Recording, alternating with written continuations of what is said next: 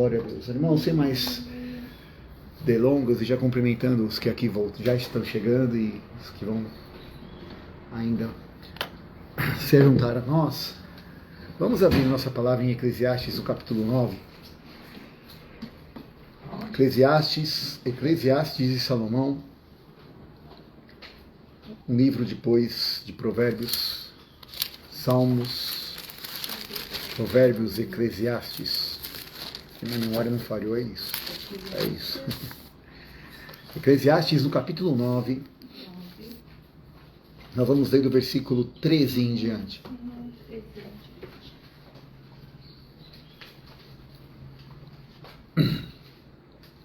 Diz assim a Escritura: Também vi este exemplo de sabedoria debaixo do sol, que me pareceu grande. Houve uma pequena cidade em que havia poucos homens, e veio contra ela um grande rei que a cercou, e levantou contra ela grandes tranqueiras, mas seriam trincheiras, né? Dependendo muito das versões. Ora, vivia, versículo 15, capítulo 9 de Eclesiastes, ora, vivia nela um sábio pobre, que livrou aquela cidade pela sua sabedoria. Mas ninguém se lembrou daquele pobre homem. Então disse eu: melhor é a sabedoria do que a força. Mas a sabedoria do pobre foi desprezada, e as suas palavras não foram ouvidas. As palavras dos sábios devem em silêncio ser ouvidas, mais do que o clamor, do que domina sobre os tolos. Versículo 18: melhor é a sabedoria do que as armas de guerra, mas um só pecador destrói muitos bens. Deixando aí a Bíblia aberta, dá um pulinho lá em Mateus 11. Mateus capítulo 11, primeiro evangelho do Novo Testamento.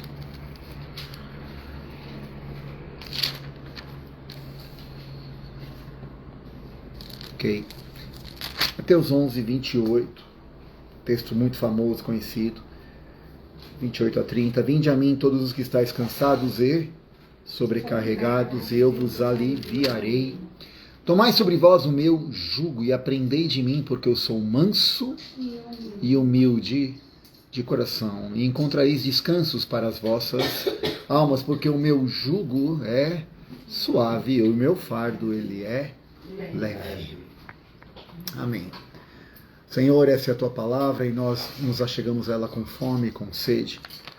E declaramos, Senhor, em nome de Jesus, que tudo aquilo que possa militar contra ela caia por terra agora. Declaramos a liberdade somente do teu Espírito, em nome de Jesus. Amém. Glória a Deus.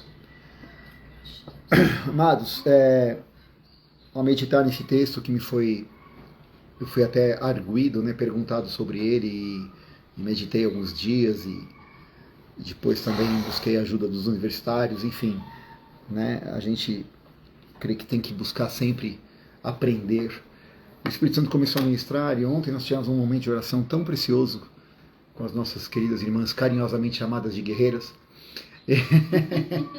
E foi uma visitação tão especial do Espírito Santo, onde eu não ia comentar nada, mas quando o Espírito dirige, né, a gente acaba e temos que guiar, né, ser guiados por Ele. Então, ali adiantando um pouco o que foi que havíamos pensado e falado, e o Espírito Santo nos acrescentou algumas coisas. E aqui nós estamos lendo um texto de um homem que foi muito sábio. Quem foi esse homem? Os irmãos lembram? Sabem quem é? De quem nós estamos falando? Quem escreveu Provérbios e Eclesiastes? Salomão. Olá, Adélia, Deus abençoe. Prazer, estamos aqui. Salomão, então, quando foi imbuído, ainda jovem, de tomar a posição de governo, Deus falou a ele que pedisse o que quisesse. Nós sabemos bem do texto, ele pediu sabedoria para guiar o povo, que Deus estava confiando, e Deus falou: porque você pediu isso, você vai ter além disso mais coisas. E Deus então o abençoou ricamente. Ele foi de fato um grande rei, um dos reis mais poderosos, e foi o homem mais sábio que até então se tinha notícia e talvez se teve. E aí então podemos ver que ele dá esse exemplo de um rei, de uma cidade que tinha poucos homens. Uma cidade que tem poucos homens fala do quê? Aponta para o quê, queridos? Aponta para uma cidade fraca, para uma cidade que não tinha muita resistência, não tinha ali muita condição de ser, de se manter ao ser atacada. E interessante é que faz-se bastante menção a algumas características, aqui no caso de uma pessoa sábia, mas que além de sábia era o quê? Humilde. Humilde ou pobre. E aqui nós temos o primeiro problema. Humildade não é pobreza, e nem pobreza é humildade. Isso é um paradigma que nós precisamos urgentemente transformar na nossa mente, até porque Jesus disse: aprendei de mim, porque sou manso e humilde, nós lemos agora. Então a humildade não tem a ver com pobreza, até porque Jesus não era pobre. Ele tinha tesoureiro. Né? Que eu saiba, pobre não vai precisar de tesoureiro. Né? Então ele tinha tesoureiro, ele tinha alguém que precisava cuidar das finanças. E uma vez sendo assim, então, o que é de fato pobreza? Falta de recursos. Falta de recursos. Mas quais recursos especificamente? Porque a Bíblia diz que o homem era sábio. Então, nós estávamos conversando até outro dia que a sabedoria é diferente de conhecimento. Conhecimento é aquilo que eu tenho de informação, e sabedoria é aquilo que eu vivi, que eu experimentei, amém? Então aquilo que eu experimento se torna sabedoria. Eu sei do que estou falando, eu sei em quem tenho crido, diz Paulo, eu sei em quem é aquele que me chamou, eu conheço, eu sei que o meu Redentor vive, ou seja, é uma experiência onde você pode se colocar ali com uma autoridade totalmente diferente de apenas ter ouvido falar ou de ter estudado a respeito. O que também é bom e é necessário. Mas o mais importante ainda é que nós venhamos a adquirir a sabedoria, ou seja, uma experiência. E aí então este homem tinha sabedoria, mas aos olhos de todos, inclusive aqui do narrador, ele não tinha posses. Ele era pobre. Mas ninguém lembrou dele, exatamente porque ele era pobre. Mas, na hora do aperto, o rei se levantou, fez todo um auê contra a grande cidade, contra a cidade pequena, um grande rei contra a pequena cidade. Isso também aponta para a questão que grandes reis não são tolos, eles vão querer expandir o seu reino em lugares fracos, em lugares de pouca resistência, de pouca força. Há um texto na palavra que te diz que se te mostrares fraco no dia da angústia, pouca é a tua força. Né? Não preparei esse texto, mas é um texto também que a palavra nos corrobora. Então, existe um rei poderoso que cerca aquela cidade, e aquele homem não é dito aqui como, mas ele livra aquela cidade, e a Bíblia diz que a partir do momento que a cidade foi liberta, passado, né, um pouco, as pessoas já não mais se lembravam do homem que as livrou. Não é curioso? Um homem foi usado em sabedoria, não sei qual os conselhos, qual a estratégia que ele usou. Fato é que ele libertou uma cidade. Uau! Ele libertou do cativeiro. Eles iam ser escravizados, provavelmente, ou destruídos, ou mortos. E ele foi a pessoa, foi utilizada para ser canal de libertação para aqueles homens, para aquela cidade inteira. E a Bíblia diz no versículo 15 que ninguém se lembrou daquele pobre homem, ou seja, ele continuou sendo pobre, embora sábio. No versículo 16, melhor é a sabedoria do que a força, mas a sabedoria do pobre é desprezada, e as palavras dele não foram ouvidas. Aqui, o 17 chama muita atenção, as palavras dos sábios devem ser ouvidas em silêncio, mais do que o clamor do que domina sobre os tolos. O que quer dizer as palavras de um sábio devem ser ouvidas em silêncio? A palavra de um sábio, você deve meditar, você deve... Certo, mas a palavra silêncio significa ausência de som, de distração, ou seja, eu não tento pensar junto com aquilo que eu estou ouvindo. Eu não fico argumentando com aquilo que eu estou ouvindo, porque senão eu não estou ouvindo o sábio, eu estou ouvindo eu. E às vezes a gente argumenta para mergulhar na palavra. Então, quando o sábio está me dando um conselho, eu calo a minha alma. E falo, fica quieta. Você tem já até a resposta ou pergunta, você já está formulando a próxima pergunta. Não, não. As palavras do sábio devem ouvir em silêncio. Fica quietinho. Só ouve. Só ouve. Não abre a boca. Nem pensa. Só ouve. Porque afinal de contas, você é que precisa de sabedoria. O sábio já tem. As palavras do sábio devem ser ouvidas em silêncio. Como que nós aplicamos isso para nós hoje? Se nós formos nos enxergar talvez como uma cidade, a Bíblia diz que nós somos igreja de Deus, amém? Templo do Espírito Santo, amém? Amém. Amém. Somos morada do Espírito Santo, amém? Somos a igreja, o tabernáculo vivo, amém? Toda cidade tem uma igreja. Né? Começa aí, você pode ver que toda cidade, então você pode também se ver como uma cidade. A pergunta é, você é uma cidade dessa, com pouca força?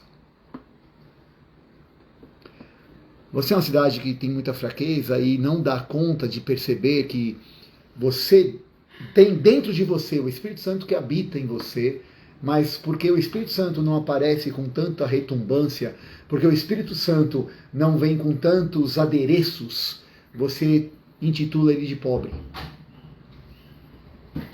Você intitula o Espírito Santo, não, fica quietinho aí, não tem tanta reverberação algumas situações, não aparece com tanta riqueza, né, com tantas parafernárias, não vem com tanta demonstração assim. Então, não vamos dar muita bola para isso, porque aquilo que chama atenção parece que é mais rico para nós. Aquilo que brilha, né, que reluz, que tem joias.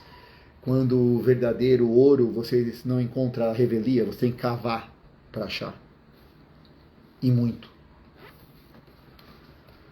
E aí, existe dentro de nós uma sabedoria. Tem um outro texto que eu também não preparei, mas a Bíblia diz que a unção que está em você te guiará e te ensinará todas as coisas. Onde está essa unção? Está no nosso homem interior, aquele pobrezinho que muitas vezes eu e você não ouvimos. Aquele que você não dá muita bola, que eu não dou muita bola, porque afinal de contas tem muito exército atrás de nós. Tem muita coisa batendo na porta, dizendo que vai me destruir, que vai me dominar. E eu estou mais prestando atenção nisso, do que voltando-se para dentro de mim, onde Deus habita, e falando, Deus, como é que eu saio dessa? Senhor, como Davi fez, eu vou persegui-los e vou vencer, ou eu fico quieto aqui? O Senhor vai pelejar conosco, ou por nós, ou nós estamos lascados? Qual é a tua orientação, ó sabedoria que habita em mim? Mas aí a gente quer ganhar no grito, quer ganhar do grito, também no grito, e aí a gente faz no nosso jeito, da nossa força, porque a gente ouve até uma intuição pequena. Vai orar, aquieta-te, confia, não temas, crê somente. Parece que foram frases que Jesus falou para alguns homens enquanto andavam aqui. Jairo, não incomodes mais o mestre. Jairo, não duvide, só creia. Alguém me tocou, saiu virtude, teve fé o suficiente para tocar. Não duvide, só creia. Mas aí a gente se vê tão pequena força. Não ouvimos o nosso homem, aquele que está dentro de nós, o nosso homem interior. Sejais fortalecidos no nosso homem interior, vos revestindo de incorruptibilidade, aquilo que era corruptível, agora está revestido de incorruptibilidade. Então, eu não aquieto a minha alma, eu quero discutir com a sabedoria da palavra, eu quero discutir com aquilo que o Senhor fala comigo, a direção que Ele deu, aquilo não é aquilo que a minha alma quer, não é aquilo que a minha alma compreende, porque a minha alma continua olhando para as armaduras que estão brilhando ao sol, que estão refletindo ali luzes e lanças que vêm contra mim, e eu procurando, talvez, e achando que só estou com um canivetezinho, como é que eu vou me defender? Quando, se nós parássemos de olhar para essas situações que se avolumam nas nossas emoções, tomando uma proporção maior do que de fato são. De novo, maior do que de fato são. Para aqueles homens que se escondiam no arraial de Israel, preste atenção nisso. Isso é fresquinho agora. Os homens que estavam entrincheirados 40 dias com medo de Golias, olhavam para Golias e achavam que ele devia ter pelo menos uns 6 metros de altura. Porque estavam vendo Golias de longe. Quem viu de perto descobriu não só que ele não tinha tudo isso, como ele era possível ser morto. Por quê? Porque não olhou para o gigante, olhou para aquilo que estava dentro de si. Eu vou vencer.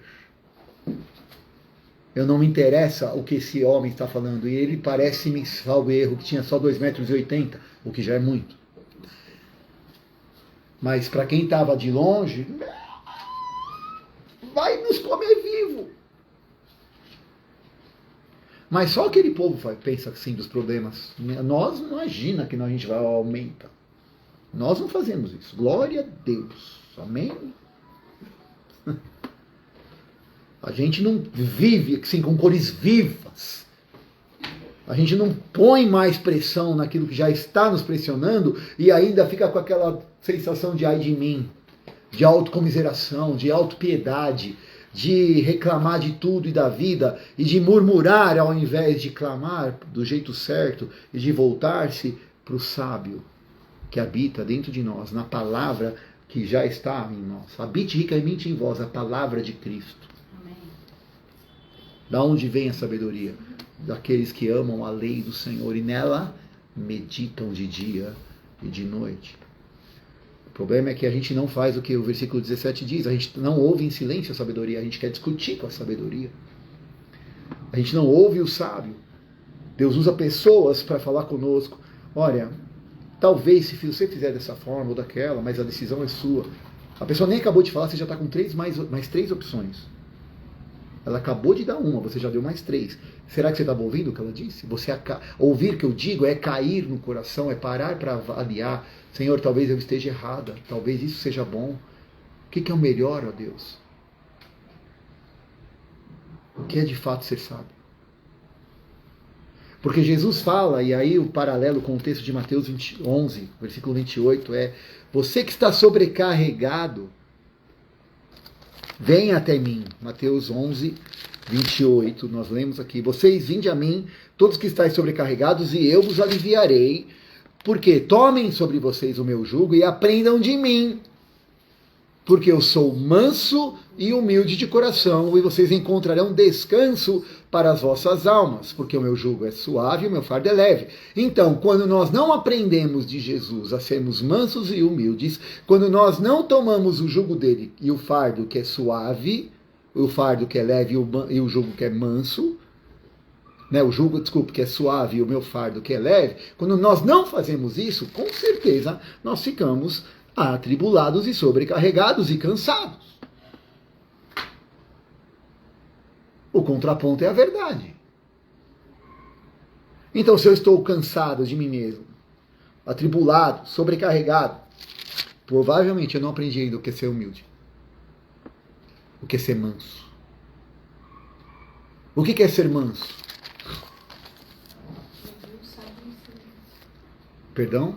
Eu Ouvir o sábio em silêncio. Ouvir o sábio em silêncio também. Mas vamos lá. Um cavalo selvagem, para mim, sempre foi um ótimo exemplo, né? Um cavalo selvagem e um cavalo domesticado. Os dois com a mesma idade, os dois no mesmo criador. Qual a diferença de um para o outro? Que um é manso. Para ser ensinado. Não foi bem no coração que ele aprendeu, mas os dois têm a mesma força? Sim. Os dois têm os mesmos ímpetos? Sim. Só qual é a diferença? Um não tem ninguém sob controle. Ele faz a revelia. O outro, alguém controla essa força. O que é domesticado e manso, amansado, tem alguém que domina essa força dele para usar no momento certo, da maneira correta, na hora certa, para o objetivo correto. Não é para destruir cerca, para machucar ninguém, matar então, se for o caso, pisar em ninguém, ou sair dando relinche por aí. Para não falar piti. Pior, enquanto anda, vai soltando algumas coisas.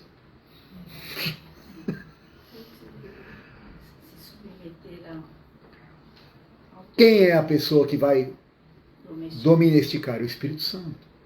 Se eu permito que o Espírito Santo me amance, mantenha a minha força para que ele direcione, aí então eu sou manso. Mas e o que é ser humilde então? Tá, já entendi o que é ser manso. E humilde? Jesus era humilde. E Jesus era humilde, e aí? Ele era pobre. Já vimos que humildade não tem a ver com pobreza. Mas entendemos então...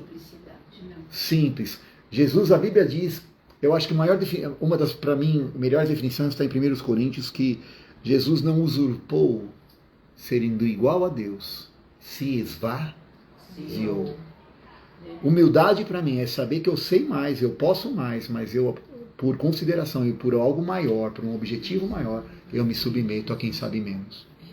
Eu abro mão da minha capacidade em prol de algo maior. Eu vou falar de mim um pouco. Né? Eu trabalhei sempre por conta, mas trabalhei também poucas vezes, acho que 2 vezes registrado na minha vida. E numa delas eu fui ser atendente da livraria Saraiva na Rua Augusta. Nem sei se ainda existe. Ali perto do Clube Paulistano, se não me engano. Paulistano, lá embaixo. Acho que ainda tem essa livraria. É isso, na Rua Colombo, é isso mesmo. Ali próximo da esquina. Do lado tinha o teatro... me fugiu o nome agora. Procópio Ferreira. Obrigado. A irmã conhece tudo. E eu estudava num colégio, né? Não é vanglória nenhuma, porque meu pai, Deus teve misericórdia, deu condições para a gente, mas eu estudei, me fiz o meu colegial no Dante Alighieri, e eu ia a pé, né? Eu pegava ônibus, 3 horas de ônibus elétrico para ir, para voltar para a escola, enquanto meus amigos andavam de motoristas e chofer, eu levava lanche em papel alumínio, né? Enfim, coisas básicas de quem era... Eu era pobre, mas graças a Deus não morri. Pobreza não mata, dignifica. Enfim, e eu arrumei um emprego, meio período, fui trabalhar. Eu saía do colégio à tarde, de manhã, eu estudava de manhã, e à tarde eu trabalhava na Rua Augusta ali no colégio, e várias vezes eu recebia os alunos e as mães de alunos, foi começo de ano, com listas dos livros que eram da onde eu estudava. E quando eu falava que eu reconhecia aqueles livros, já sabia, não precisava nem da lista, eu já estava pegando, a pessoa, a mãe, né, e geralmente era uma artista, eu conheci várias pessoas da classe artística, por causa do teatro, jornalistas, enfim, não vale citar os nomes aqui. E quando eu falava que eu também estudava no colégio, o pessoal chegou ao ponto de chamar o gerente e pedir a minha cabeça. Falou: o senhor demita esse cidadão, porque ele está depondo contra a instituição que meu filho estuda. Imagina que um estudante de tal colégio vai ser um atendente de livraria. Nossa. Eu ouvi isso. 15 anos eu tinha. Até que eu entendi que num caso eu fui obrigado a pegar a carteirinha. A mulher fez questão de levar a carteirinha para provar que eu era estudante. Depois daquilo eu nunca mais falei que eu era, porque não valia a pena entrar em discussões.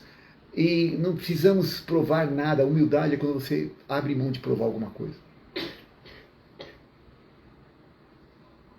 Pediram para Jesus, prova que você é filho. Eu falei, não preciso provar. O que eu já fiz, já provo. O que eu vos tenho dito já é a prova. O que meu pai falou através de mim, já fez, já é a prova. Dá um sinal, não vai ser dado outro além do profeta Jonas. Eu não estou aqui para agradar vocês, eu estou aqui para agradar o propósito de Deus. E por causa do propósito de Deus, eu já me submeti a gente que sabia muito menos do que eu. E qual o problema disso? Não caiu um pedaço, gente, incrível. Não morri só no meu orgulho, que precisava ser morto. Então, Jesus fala, aprendam de mim, mansidão e humildade, entregar a força ao controle do Espírito. Quando eu não faço isso, eu fico sobrecarregado, eu fico cansado, e a minha cidade vai ser invadida. Pior, que na hora do aperto, eu sei que isso também não acontece convosco, mas tem gente por aí, né? Parece que no Brasil, inclusive, não sei, parece que é verdade, até no Brasil existe pessoas que na hora do aperto buscam a Deus, até ouvem a sabedoria, acabam saindo de algumas circunstâncias, mas como diz o texto, se esquecem e jogam de novo para escanteio a presença do Espírito na sua vida. E deixa lá. Quem sabe numa próxima invasão a gente não conversa de novo. Misericórdia. E nessa tarde nós possamos compreender que muito melhor é saber e viver a sabedoria que vem do alto, a sabedoria que vem de Deus, como diz Tiago capítulo 3, a partir do versículo 7 em diante. Que a sabedoria que vem do alto ela é primeiro pura, pacífica, moderada. Ela nos faz avançar, crescer. Não pensa mal, não julga. Mas ela sempre vai produzir frutos de paz. O final do texto de Tiago diz, em obras de paz. Então, muito melhor é a sabedoria, porque na sabedoria, aqui até nesse texto também a Bíblia sempre se completando, né, complementando.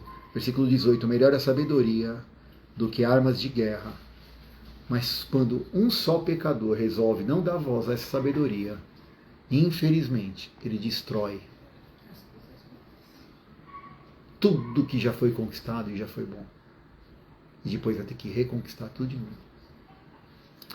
Exemplo disso foi quando o povo de Israel passava a época servindo a Deus conforme o rei, passava outra época não servindo, era invadido de novo.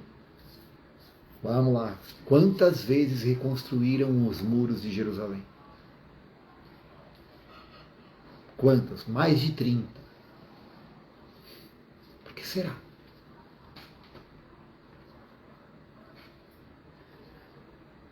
Será que isso não aponta, no natural não aponta para nós entendermos? Se nós nos vemos assim como uma cidade fraca, com poucos fomes, com pouca força, é porque nós não estamos ouvindo a sabedoria. Tanto é que tinha alguém lá esquecido.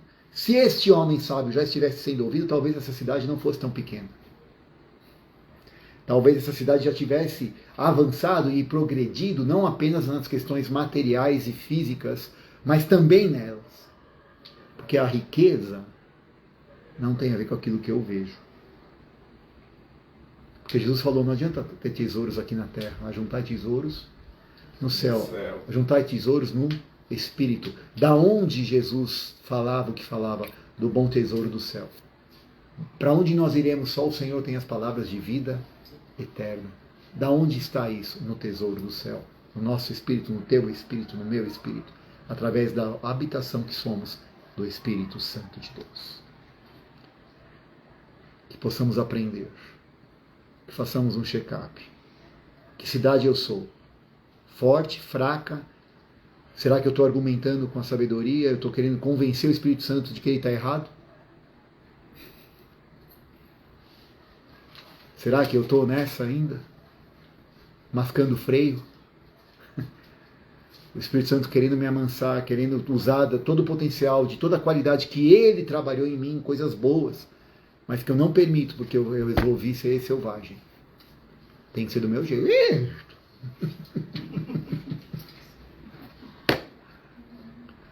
Aí vem o... né? Bom dia, irmão. Alguém fala com você, bom dia. Você já dá aquela baforada, já sai um guspezinho. Troca a ferradura. Né, já troca, vai com ferradura zoada mesmo e pronto. Que nós possamos, a Bíblia diz no outro texto que a nossa alma é como uma mula indomável. Mula indomável, diz a palavra a respeito da nossa própria alma. Se nós não tomarmos cuidado, nós vamos botar a cidade à perdição. E você é essa cidade, você é a morada de Deus. Você faz parte de Jerusalém Celestial, pedra viva. E o que acontece com você afeta o corpo. Por isso, vamos buscar essa sabedoria, vamos tomar esse cuidado e vamos enxergar, antes que venham os grandes reis querer nos dominar, vamos nos posicionar e dizer, aqui não. Aqui pode ser pequeno para os seus olhos, mas nós somos grandes porque nós somos do Senhor. Ele habita em nós. Amém? Amém. Glória a Deus. Era isso que eu gostaria de compartilhar brevemente. A palavra que o Senhor nos tem dado. Glória a Jesus. Pedindo ao Senhor que Ele nos guie em todo o tempo e possamos ser fortalecidos. Amém? Você que nos assiste, um grande abraço. Privilégio estarmos juntos. Obrigado. Você possa estar orando por nós. Uma alegria ter você participando. Que seja uma semana abençoada, onde a sabedoria de Deus vença toda arma forjada contra você, não prosperará, e que você cresça em sabedoria, cresça em mansidão, na humildade do Espírito. Não para provar ninguém, mas aquilo que o Senhor já tem preparado para você, em nome de Jesus. Amém. Que Deus te abençoe, Deus te guarde, resplandeça o seu rosto sobre ti. Em nome de Jesus te dê a paz. Amém. Até a semana que vem, em nome de Jesus. Amém.